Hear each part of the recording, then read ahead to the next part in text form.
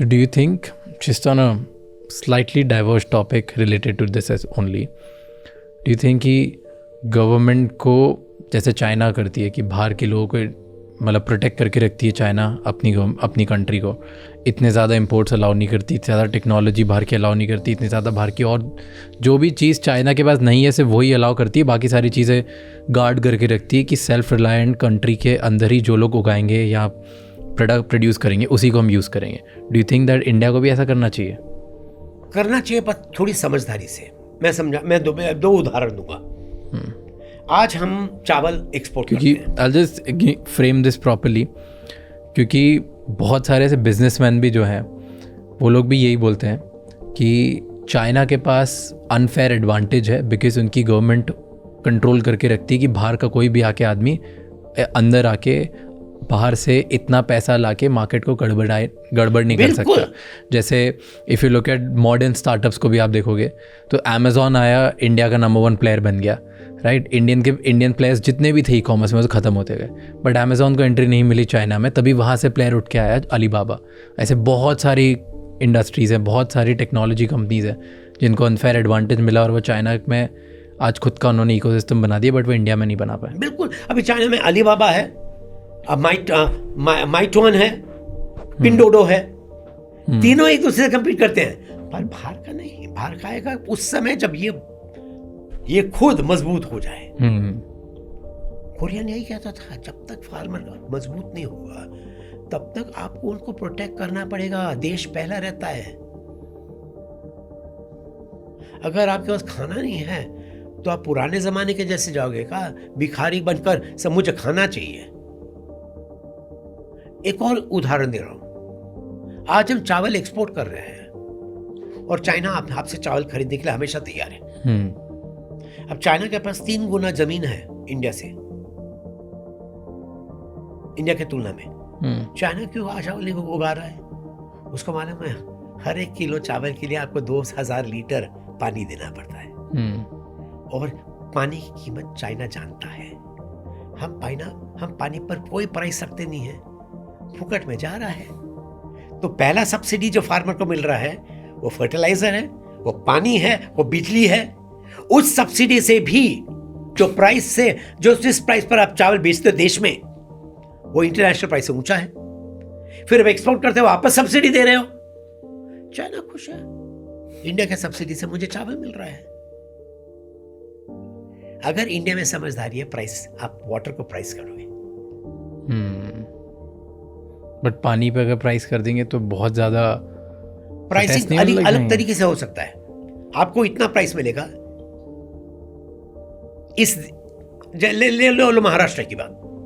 महाराष्ट्र में इतना पैसा, इतना पानी निकलता है, इतना पानी हम सिटीजन के देंगे, इतना पानी हम इंडस्ट्री को देंगे, इतना पानी हम एग्रीकल्चर देंगे. किस एग्रीकल्चर क्रॉप के लिए कितना देंगे, इतना कोटा आपका पानी है. उसके बाद आपको ये प्राइस भरना पड़ेगा. तो लोग प्रोटेस्ट नहीं करेंगे इस पे कि पानी पे भी चार्ज लगा दिया? आपके पास पानी है तो लेकर आओ, ग्राउंड वाटर को बंद करो. ग्राउंड वाटर निकालोगे तो जैसे आपका वो उत्तराखंड में जमीन नीचे चली गई, वही होगा इधर.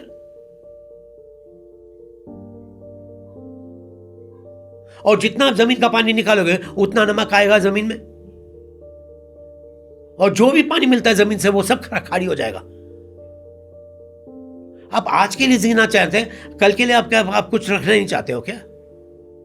ओके, लास्ट टाइम मुझे याद है अपन ने एक बात करी थी पानी पे. Now that you are talking, okay, and you talked about कि इंडिया के पास ब्रह्मपुत्र है एंड चाइना और रशिया इंडिया से कभी भी हमेशा बना के ही रखेंगे, कभी भी अटैक नहीं करेंगे, कभी लड़ाई नहीं करेंगे, क्योंकि सबसे बड़ा लैंड जो वाटर रिजर्व है वो इंडिया के पास ही है.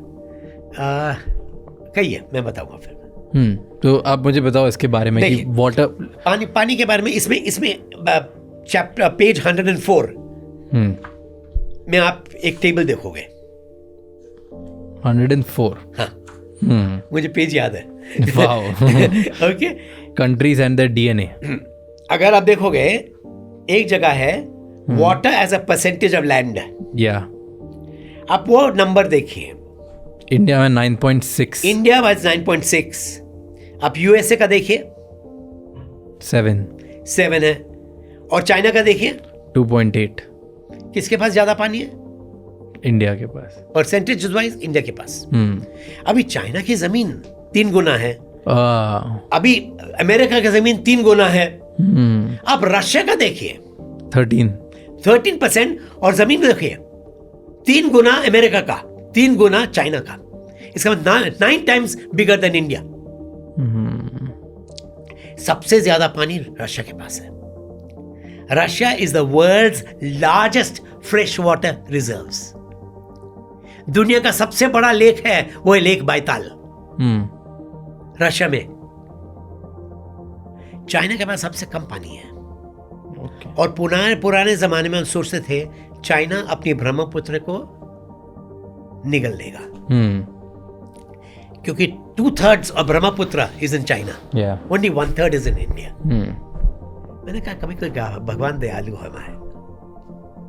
और जब पहला स्टडी हुआ, हाइड्रोलॉजिकल स्टडी हुआ 2000 में, 2001, 2002 में हुआ, तो मालूम पड़ा कि ब्रह्मपुत्र 2/3 चाइना में हुआ, और water collection in China is only 20%. 60% of the water collection in Brahmaputra comes from Arunachal Pradesh. Okay. और 20% बाकी भारत में. इसीलिए अभी झगड़ा चल रहा है अरुणाचल प्रदेश के ऊपर पानी. चाइना के पास पानी कम है. और 2009 में मैंने लिखा था, इसमें रेफरेंस दिया है, 2009 में मैं मिंट में लिखा कि चाइना इंडिया से झगड़ा ज्यादा नहीं करेगा, क्योंकि उसको इंडिया का मार्केट पर थोड़ा ध्यान है. उसे पानी चाहिए.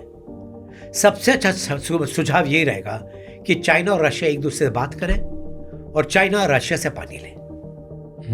उस समय सभी लोग मुझसे उस पर हंसने लगे, क्योंकि चाइना और रशिया के बीच में रिश्ते खराब थे.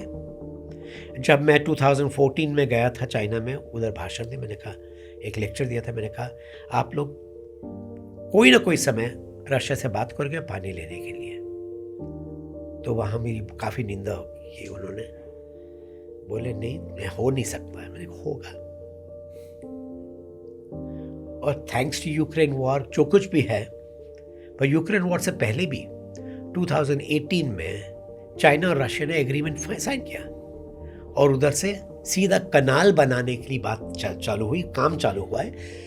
लेक बायताल से पूरा पानी आएगा चाइना में, और चाइना में सेंट्रल चाइना में. और वापस मैं एक और प्रेडिक्शन कर रहा हूं कि जब जहां पानी आएगा वहां लोग आएंगे, वहां तरक्की होगी. अगले 10 साल में चाइना में एक और इंडस्ट्रियल रेवोल्यूशन आएगा, जहां सेंट्रल चाइना में इंडस्ट्रीज आएगी, क्योंकि पानी है.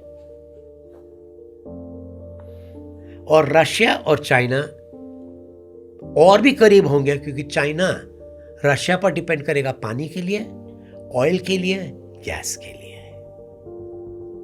और चाइना कभी नहीं चाहेगा कि रशिया डूब जाए, क्योंकि उसे अमेरिका का सामना नहीं करना पड़ेगा. इसलिए चाइना रशिया को प्रोटेक्ट करेगा. और चाइना ये नहीं चाहेगा कि इंडिया डूबे, क्योंकि उसे यूएसए नहीं चाहिए इधर. तो चाइना अपना खेल खेल रहा है, इंडिया को अपना खेल खेलना पड़ेगा. पर चाइना हमेशा दुश्मन नहीं रहता है, और चाइना हमेशा दोस्त भी नहीं रहता है. वो कॉम्पिटिटर रहेगा. हमें अपनी निगरानी रखना पड़ेगा, जैसे वो अपनी निगरानी रखना. प्लीज इस चैनल को सब्सक्राइब कर लो, बिकॉज राज शमानी क्लिप्स ऐसी क्लिप्स लाएगा पॉडकास्ट पे से, जो शायद पॉडकास्ट पे भी नहीं होती. एक्सक्लूसिव, अनकट, अनफिल्टर्ड कंटेंट जो आपको एक बेटर लीडर बनने में हेल्प करेगा, जो आपको इंडिया में स्मार्ट इंसान बनने की हेल्प करेगा, एंड जो आपको हेल्प करेगा कि आप आपका influence, growth, profit, business and individual personality को कैसे ग्रो करें. इन सब चीज़ों को बढ़ाने के लिए, इन सब चीज़ों में एक्सेल करने के लिए इस चैनल को सब्सक्राइब कर लो.